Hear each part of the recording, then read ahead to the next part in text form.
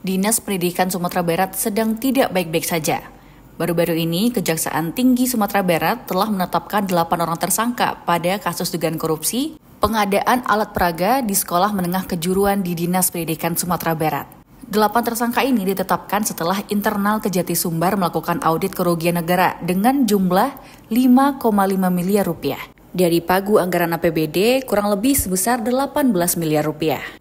Asisten Pidana Khusus atau Aspidsus Kejati Sumbar Hadiman menjelaskan bahwa 8 orang yang ditetapkan sebagai tersangka berasal dari ASN di Dinas Pendidikan Sumbar, kemudian ASN Pemprov, guru, dan juga pihak rekanan dari swasta. 8 tersangka ini yaitu R selaku kuasa pengguna anggaran, kemudian RA sebagai pejabat pelaksana teknis kegiatan, SA sebagai ASN atau guru SMK, kemudian DRS selaku kepala UKPBJ, kemudian ES SBA, dan DI selaku pihak swasta. Pihak Kejati menyampaikan mereka akan terus menelusuri dan lakukan penyelidikan lebih jauh terhadap kasus tindak pidana korupsi ini.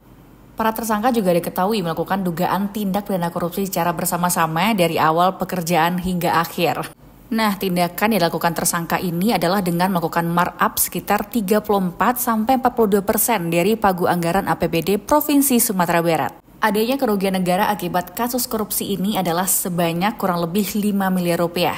Kerugian negara masih belum dikembalikan hingga saat ini.